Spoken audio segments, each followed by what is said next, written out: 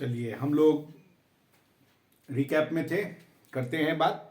देखिए इससे पहले हमने कोलाइडल सॉल्यूशन की बात किया था, सस्पेंशन की बात किया था, एलिमेंट की बात किया था, फिजिकल केमिकल चेंजेस की बात किया था। आज हम लोग कुछ कुछ टर्म्स की बात करते हैं, इंपॉर्टेंट टर्म्स, खास करके related to true solution. Solution जैसा कि मैंने कहा था, सॉल्यूशन जो होता है ना वो solute plus solvent,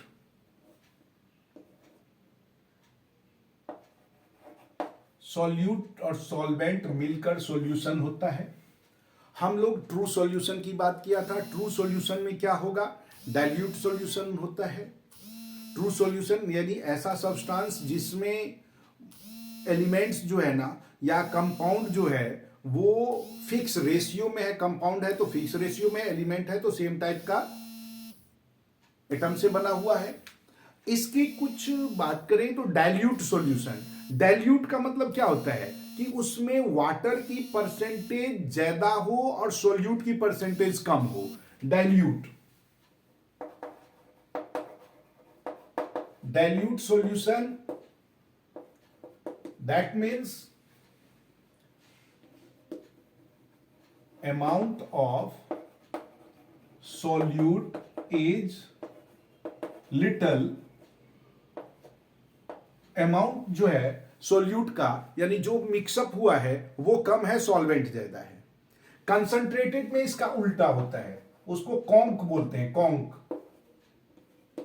conc solution में क्या होगा?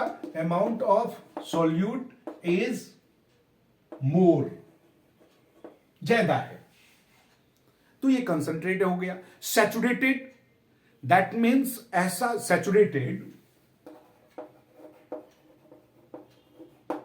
सैचुरेटेड सॉल्यूशन क्या होगा कि अब सॉल्वेंट के जितनी कैपेसिटी है सॉल्यूट को अपने अंदर मिलाने के, वो पूरा हो जाए। यानी solution in which no more solute can be dissolve, no more solute can be dissolved, नहीं हो सके डिसॉल्व तो वो कहलाएगा सैचुरेटेड। मतलब जितना कैपेसिटी है उसके अनुसार उसका कैपेसिटी पूरा हो गया तो वो कहलाएगा सैचुरेटेड। दूसरा होगा अनसैचुरेटेड। अनसैचुरेटेड यानी more solute can be dissolved,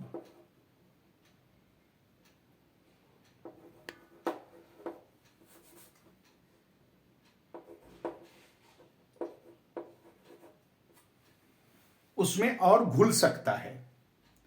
इसके बाद होता है सॉल्युबिलिटी, मतलब कैपेसिटी। किसी भी सॉल्वेंट का ये कैपेसिटी होता है कि मैक्सिमम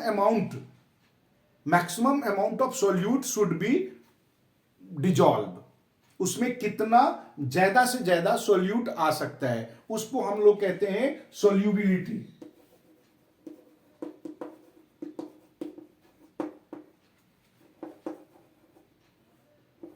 ये कैपेसिटी कम कह सकते हैं।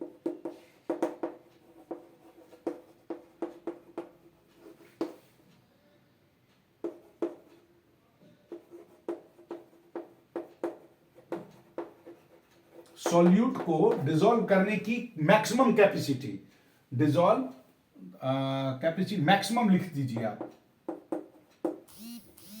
मैक्सिमम कैपेसिटी यानी ज्यादा से ज्यादा कितना सॉल्यूट उसमें डिसॉल्व हो सकता है। और कंसंट्रेशन, जो कंसंट्रेटेड तो हमने बता ही दिया, कंसंट्रेशन वही हो गया। कंसंट्रेशन के लिए हम लोग एक फॉर्मूला बनाते हैं, कंसंट्रेशन ऑफ सॉल्यूशन, यानी कि सॉल्यूशन में सॉल्यूट पार्टिकल कितना है तो इसका फॉर्मूला होता है हमारा कंसंट्रेशन जो होता है, यानी कि mass of solute present in given solution. Solute कितना है उसके लिए मास ऑफ सॉल्यूशन को जब हम वॉल्यूम ऑफ सॉल्यूशन से मल्टीप्लाई कर दें तो मास वॉल्यूम परसेंटेज हो जाता है, और मास ऑफ सोल्यूट को जब मास ऑफ सॉल्यूशन से डिवाइड करके 100 कर दें तो वो परसेंटेज आ जाता है। यानी mass of solute divided by mass of solution multiply 100, ये हमारा कंसंट्रेशन ऑफ सॉल्यूशन कहलाता है। जैसे आपने शरबत बनाया, शरबत में कितना चीनी डाला, चीनी की जो मात्रा है, चीनी का क्वांटिटी जितना आपने डाला, उसको जब हम टोटल सॉल्यूशन जितना आपका शरबत बना उससे डिवाइड करें, मल्टीप्लाई 100 करें, तो वो कहलाएगा हमारा कंसंट्रेशन ऑफ सॉल्यूशन। ये तो बात हो गई। अब आपको नेक्स्ट जो इसमें है वो है फिल्ट्रेशन, जो सेपरेशन ऑफ सब्सटेंस, वो आपको इस बार आ नहीं रहा, तो इसलिए सेपरेशन ऑफ सब्सटेंस करने की जरूरत नहीं है, ना ही आप फिल्ट्रेशन कीजिएगा। फिल्ट्रेशन यानी कि जो हमारे ऐसा सब्सटेंस जिसको हम फिल्टर से सेपरेट कर दें, इनसॉल्युबल और क्या कहते हैं सॉल्वेंट में अगर इनसॉल्युबल सब्सटेंस है तो वो फिल्ट्रेशन से क्लियर हो, अलग हो जाता। सेंट्रीफ्यूगेशन, आप दूध में से क्रीम निकालते हो, सेंट्रीफ्यूगेशन के कारण होता है। इवापोरेशन, सभी का बॉइलिंग पॉइंट अलग अलग होता, तो दो मिसिएबल लिक्विड को हम गर्म करते हैं, जिसका वॉल्यूम, जिसका बॉइलिंग पॉइंट कम है वो जल्दी इवापोरेट होगा, और इस तरीके से हम सेपरेट करके कर लेंगे। क्रिस्टल बना के करते हैं, क्रिस्टलाइजेशन, डिस्टिलेशन, ये सब प्रोसेस जो था। मैग्नेटिक सेपरेशन, तो आपने देखा होगा कभी किसी को एक मैग्नेट को डंडे में बांध के और रेतों से वो गुजारता रहता है, उसमें से लोहे चुंबक में चिपक गया, जो लोहा कील वगैरह ये सब रहता है वो चिपक जाता है, उससे वो सेपरेट कर लेता है। बेटा कहने का मतलब जो सेपरेशन हमें है नहीं, तो हम सेपरेशन को नहीं करेंगे। ठीक है, चैप्टर आपका फिनिश हुआ। अब अगले में हम लोग ये बात करेंगे, आप उसको पढ़ के देखिएगा। थर्ड चैप्टर है, थर्ड चैप्टर में हम लोग एंड करेंगे, और थर्ड चैप्टर पहले तो is matter our surrounding pure हो गया। थर्ड चैप्टर हमारा क्या कहता है, atoms and molecules. Atom and molecules में हम लोग बात करेंगे सबसे पहले एटम की। एटम होता क्या है, एटम हम किसको कहेंगे? एटम किसी भी सब्सटेंस का एलिमेंट से एटम हुआ। एटम एलिमेंट जो बना है छोटे छोटे पार्टिकल से बना है, उसी को हम लोग एटम कहते हैं। एलिमेंट, जितने भी एलिमेंट्स हैं उसमें टिनी पार्टिकल है, उसी टिनी पार्टिकल को एटम कहेंगे। जब एटम आपस में कंबाइन हो जाता है और नया बनाता तो वो मॉलिक्यूल्स है। और मॉलिक्यूल्स जो एटम, कुछ ही ऐसे एलिमेंट्स हैं जिसके एटम हमें फ्री स्टेट में मिलता है, ज्यादातर मॉलिक्यूल्स के फॉर्म में मिलता है। मॉलिक्यूल्स यानी combination of atoms. Molecules is the smallest part of an element which is exist in our nature. हमारे नेचर में, वातावरण में वो सबसे छोटा पार्ट जो हमें एग्जिस्ट होता है वो मॉलिक्यूल्स है। कुछ एलिमेंट्स ऐसे भी है, जैसे गोल्ड है, वो एटम के फॉर्म में मिल जाता, ज्यादातर एटम के फॉर्म में नहीं मिलता। कार्बन, ऑक्सीजन है आपका, O2 के फॉर्म में मिलता है, O2 मॉलिक्यूल से, एटम तो O है।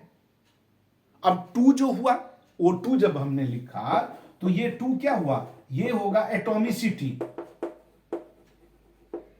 एटॉमिसिटी यानी number of atom present in molecules is known as atomicity. हम लोग अगले वीडियो में हम सिंबल की बात करेंगे, हम क्या कहते हैं मास की बात करेंगे, मास नंबर की बात करेंगे, और सबसे बड़ी बात कि हम फॉर्मूला जनरेट करेंगे। केमिकल फॉर्मूला कैसे डिराइव होता है, इसके लिए आपके बुक में सभी का बैलेंस ही लिखा होगा, वो याद कीजिएगा ताकि समझने में आसानी होगा। मिलते हैं अगले वीडियो में, बाय।